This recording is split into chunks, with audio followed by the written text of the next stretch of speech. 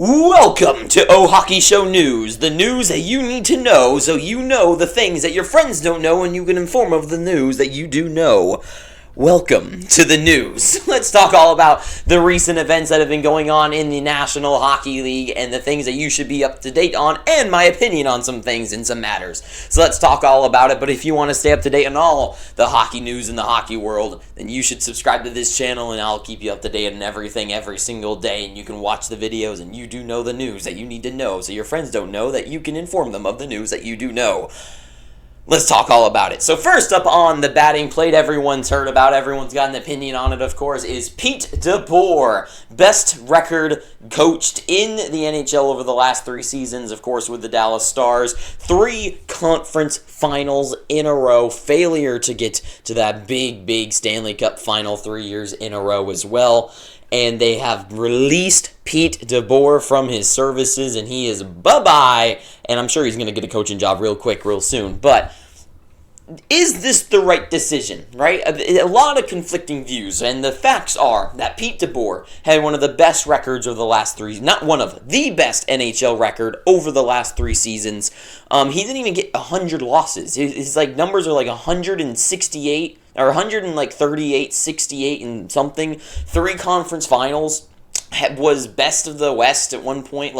This team, they're successful, right? And any other coach, it would feel yeah, this is he is a good coach. The problem is Pete Deboer. Growing up a San Jose Sharks fan, I've been experienced with Pete Deboer. Either he's on my team with the Sharks, against me with the Golden Knights, or now with the Dallas Stars. I know this guy, and I'll tell you what, being behind him, it feels like he cannot bring his teams to the best. It feels like he inherits really skilled, talented, amazing teams like the Sharks that he had in 2017, 2018, 2019. It feels like he takes inherently great teams like he did with the Vegas Golden Knights with Stone and Pet. I mean, the Golden Knights were so stacked. I don't need to go down the whole list with them. But then with the Dallas Stars too, it's just all these teams are brimming with lines that you can roll, defense that you can roll, goaltenders you can put trust in. It feels like he always gets these great teams that he lets them go out there and play their game, and they do amazing and they do great at it. But when it comes playoff time and we judge certain players by Mitch Marner, down here, we'll talk about him later, that they don't come to the occasion to win. They don't get gritty and in the deep and win big games. And it feels like that is Pete Deboer's problem. You don't get that with Paul Maurice. Paul Maurice drags his team. Rod Brind'Amour, as much as you can make fun of the Carolina Hurricanes at sometimes, he drags that team to winning games and getting deep into the playoffs, right? And to me, Deboer is not that solution for a team like the Dallas Stars that are looking to really win. And I don't know, maybe this is the kind of thing where it's what if you swapped coaches like Pete Deboer, you put him in Carolina, and you put Rod Brind'Amour in Dallas? I just wonder what kind of change that would be, because I feel like we've seen these teams under those helms long enough to know how they're going to play, and we need to see a switch if they want to make it further, and the Dallas Stars made that switch. And a lot of people online going back and forth on if it was right, wrong. I think this is the right move, especially for a team that is in the win-now mode, and clearly Pete Deboer is not that guy. He's not the coach to bring him over that line to beat the best teams in the world. Because you could say that they just kept running into the best team in the world in the Edmonton Oilers or whoever else they would come across, but you have to beat the other best team in the world to win the Stanley Cup. It doesn't matter if it's in the conference finals, in the finals, or if it's in the first round. So to me, I think it's a smart decision, and I'm interested to find out who the Dallas Stars bring on, because I don't really know who the current big pool of coaches that they could really bring on are going to be, because a lot of them have already signed places. So we'll see. Maybe it'll be Torts. But moving on, talking about more coaches, though, Jack Adams was given to Spencer Carberry this morning, or last night, one of the two, I can't really remember now. Carberry, he's the first coach ever to win in the ECHL Coach of the Year, AHL Coach of the Year, and NHL Coach of the Year. This guy, if you want to talk about a coach that actually changed a team and transformed them, It is him. It is him. And for me, the Capitals have been the best run organization over the last year. Over the last, 365 days, this whole season has been the Capitals. They've got tons of young, brimming talent that most teams, like the Pittsburgh Penguins, who had their big reign in the teens, and, for most of the 2000s, really, are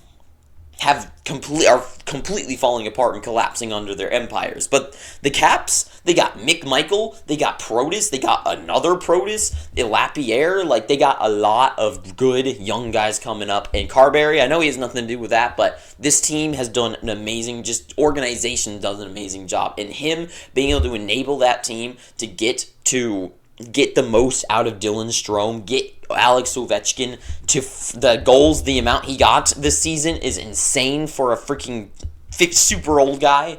So to me, Spencer Carberry definitely deserved. And second place was Scott Arniel from the Winnipeg Jets, but I definitely think the league made the right decision with this one. Spencer Carberry was my pick for that. And the Masterton Trophy given out to Sean Monahan, of course, for the award given to your... what's the word? To your engagement, not engagement with hockey, but your dedication to hockey, but also just, this is kind of like the best human award. That's basically what it is. And Sean Monahan, everything that he's done and related to Johnny Gaudreau has been huge. I think there's other big names. There was some great other picks, but to me, Sean Monahan was easily, just the year that has been Johnny Hockey, easily has to be done. And the way that he was able to excel and lead that Blue Jackets team I'm so sad that they didn't make it to the playoffs. Super deserved for the Blue Jackets, but they didn't make it. But Sean Monahan being the leader that he was and just going through with what Johnny Hockey and that whole absolutely ridiculous incident completely deserved. But now the opinion time of the news, as all of them have, the op-eds. So Conn Smythe, speaking of all the awards that we're handing out here, the Conn Smythe Award, who is going to win that one? And it's really tough this year, because it's on the Oilers, you have easily, you have Draisaitl and McDavid. It's going to be one of them two. It doesn't matter what anyone else does on the team. One of them is going to win it. There's just no, that is the truth. And it's Draisaitl has had the biggest goals, has some great moments. He's the one who's leading the team in goals by a ton. McDavid, though, is McDavid. He's got 20-something points now. He's almost to 30. He might have crossed 30 last night. So in leading the playoffs in points, but watching Kucherov and stuff like that with the Tampa Bay Lightning, points don't always matter, but it only matters when they really like the guy and trying to push an agenda, but whatever. So to me, between the Oilers picks, I would go with Draisaitl. I think he's been better. I think he's been more of a force on the ice. McDavid has been unreal, but to me, Draisaitl has been able to finish jobs. He might not have as many points, but in goals category, he's gotten the OT winner in Game 1. He's had several, he's he's tied in a 5-way tie for most OT goals in a single postseason. He's been clutch. He's been the Draisaitl. So I really, that's my pick.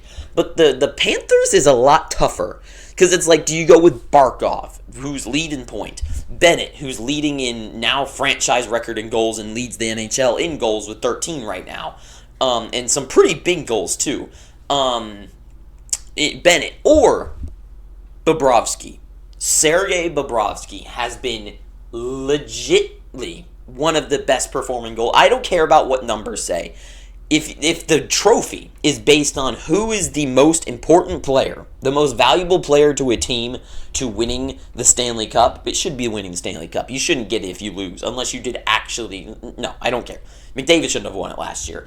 But for the Panthers, if they win the Cup, to me, there's been no bigger important player that if you remove from the lineup than Sergei Bobrovsky. If you remove Sam Bennett, I think those goals are flocked in by someone else. I think Tkachuk comes to the occasion for Hagee, Barkov.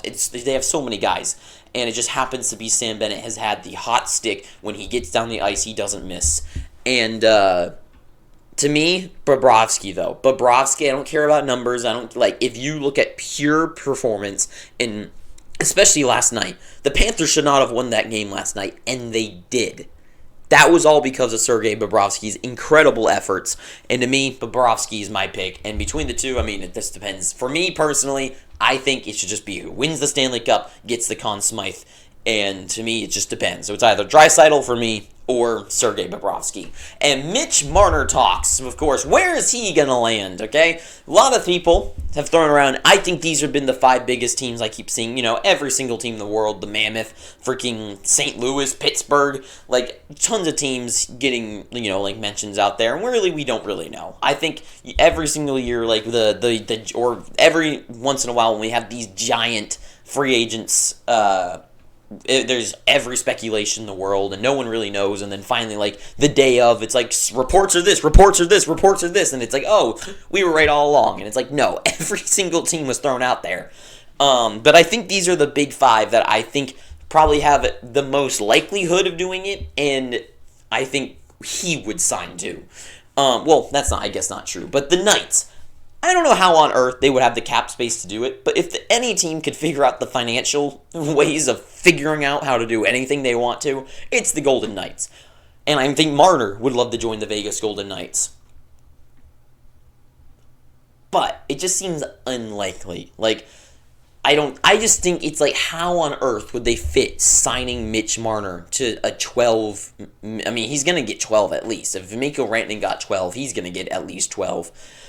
I don't know how they would fit that on that team. And I also don't really think the Vegas Golden Knights need it, unless they get rid of a guy like Mark Stone. But I don't think that's going to happen. So, no. The Habs, they have the cap space. They need a superstar to bolster that offense. I don't think he would sign there, though. I just don't really think so. So I'm going to say no to the Habs. The Blackhawks, another team that's like bright future, I guess.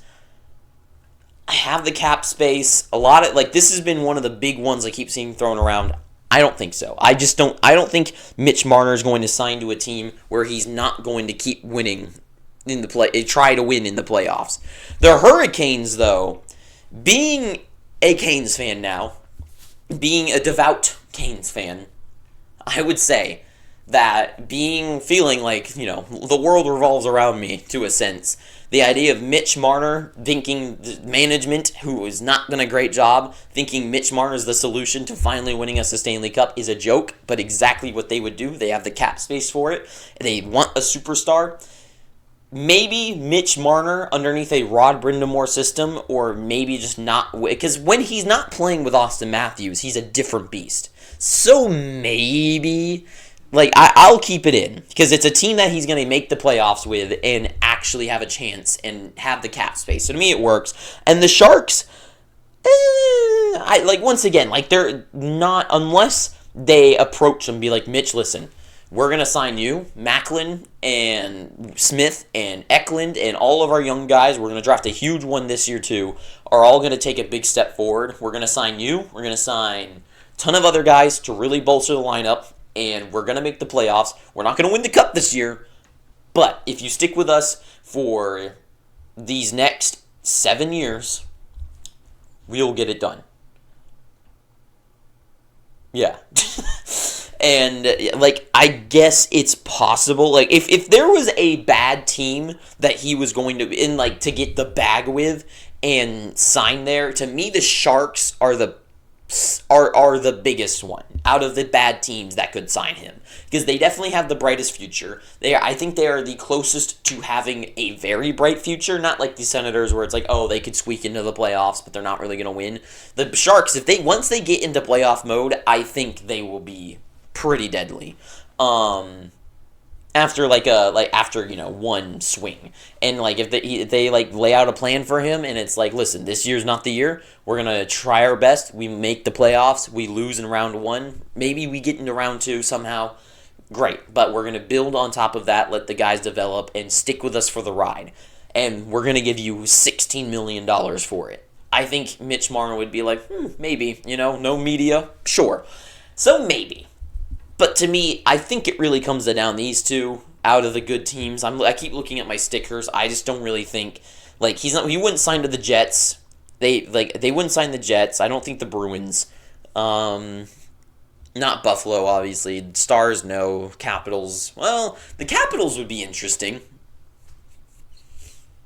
That would be interesting to give Ovechkin one, like, one more guy to really set him up. That would be interesting, but I don't know if they have the cap space for it, but I'm sure they can make something up. But yeah. But anyways, that has been the news. And if you've enjoyed watching the news and sticking around for the little bit of a time for me to chat with you, then you should subscribe. Thank you for watching this. Until next time, too sweet. I hope you have an amazing day, and ta-ta for now.